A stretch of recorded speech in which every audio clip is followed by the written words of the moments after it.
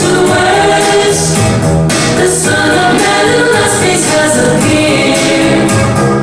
Almighty God is dressed as all the truth, Which is the word appearing in the flesh. This is our salvation, it's the last stage. The last and keep up with God's words, yes. God's we hear and drink God's words every day. And so we come to understand the truth. All evils are conquered by God's words. Proclaiming His holy name on earth. The righteous kingdom of Christ has appeared on earth.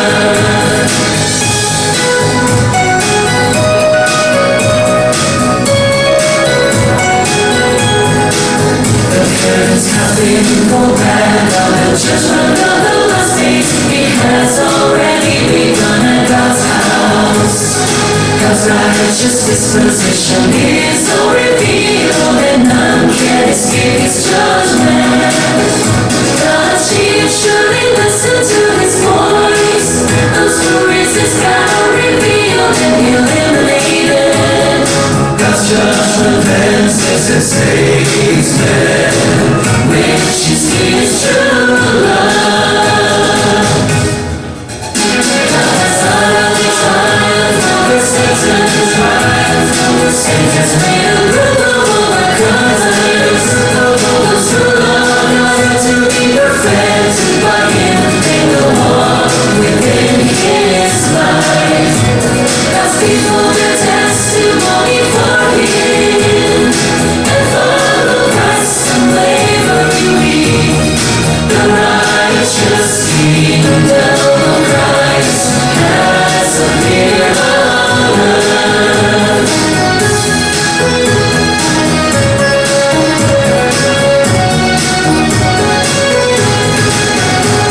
A salute to the kingdom rings out, and the kingdom gospel is spread across the world.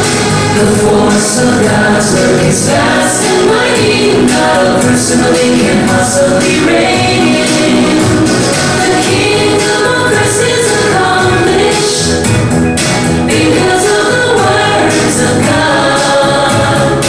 justice and righteousness are fully revealed. Are fully revealed. All nations are surely changed to God's words, and God's kingdom descends upon the world of men. God's will is carried on earth. The great red dragon has been thoroughly defeated. Almighty God is power and reigns as King. All nations and peoples come to worship Him. God's finished plan has achieved full success. He has gained all glory.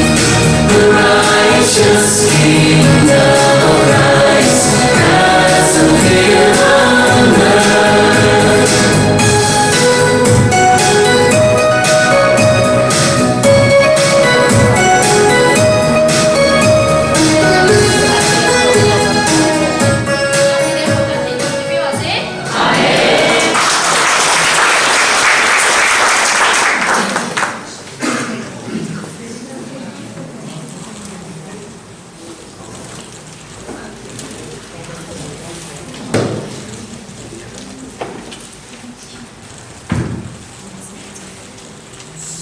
Sebenarnya super sudah di sebenarnya cuma deh super sudah di mah usaha di maksud tak sudah sampai punya tu, tapi kalau saya lalu punya tu tidak apa deh.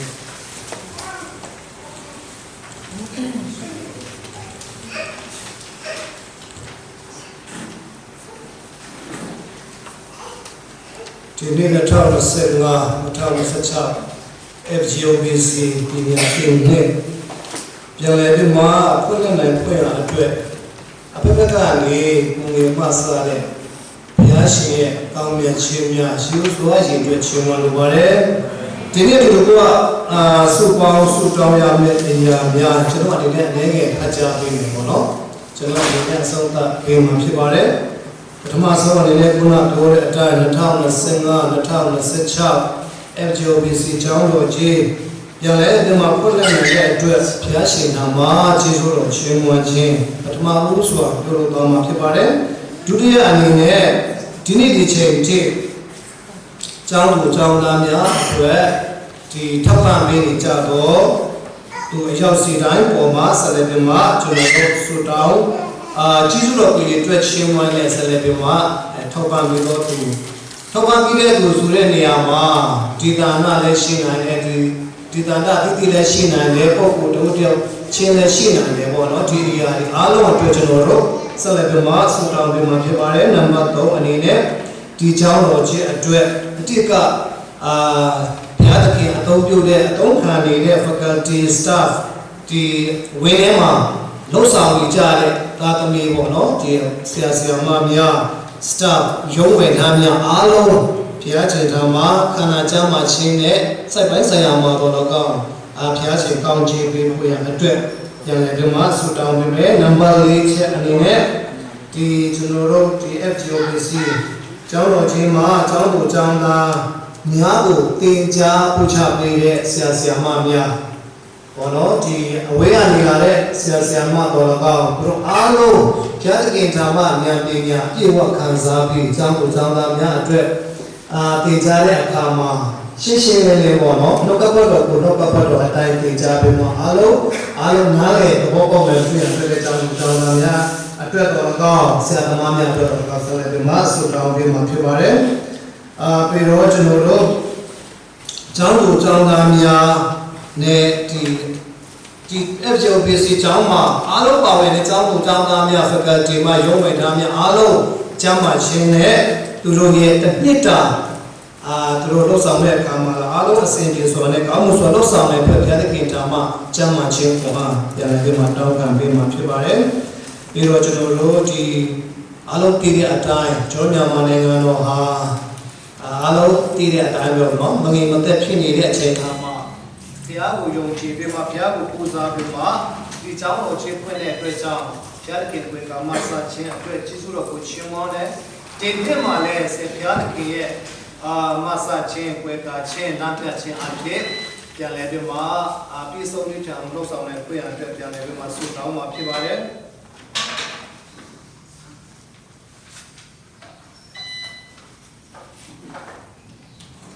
ဒီကျောင်း FGOBC ကျောင်းတော်ကြီးအတွက်ပေါ့နော်ကျွန်တော်တို့အဆောက်အဦပြီးတော့ဂျာနဲ့ကနာအတိမွားလေးတွေကစဘုရားခင်ဓမ္မဆက်လက်ပြီးမှ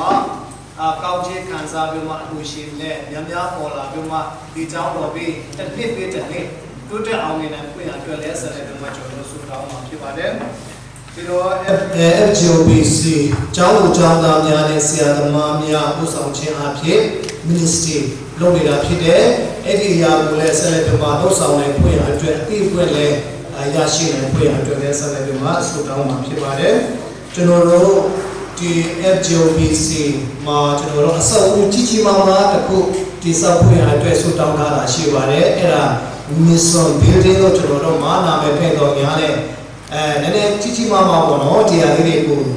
ယုံကြည်ခြင်းနဲ့ဆုတောင်းထားတာဖြစ်ပါတယ်ဒီနေ့မှာလည်းဆက်လက်ပြီးမှဆုတောင်းရအောင်လို့အဲ့ဒီမှာဒီမင်္ဂလိများအဆောင်တော်လည်းကောင်းတင်နန်းဆောင်တော်လည်းကောင်းဒီတင်နန်းအကင်းတော်တွေနဲ့တင်နန်းပို့ချမယ်ဆိုရင်အဲ့ဒီနေရာမှာလှုပ်ဆောင်နိုင်မဲ့အရာလေးတွေပေါ့နော်ဒီဟာလေးတွေအဲ့ဒီပြည်ပြည်အဆောက်အဦကြီးကြီးမားမားပြန်လည်ပြီးမှတည်ဆောက်နိုင်ခွင့်အတွက်ဆုတောင်းမယ်နောက်ဆုံးအနေဖြင့်မဖြစ်မနေရကျွန်တော်တို့လူသားဖြစ်တဲ့အခါကျတော့စားရမယ်တောက်ရမယ်ဟုတ်လားဒီနေ့ပြဝတ်ပြုပြတဲ့အခါမှာကျွန်တော်တို့အစားတော့အတွက်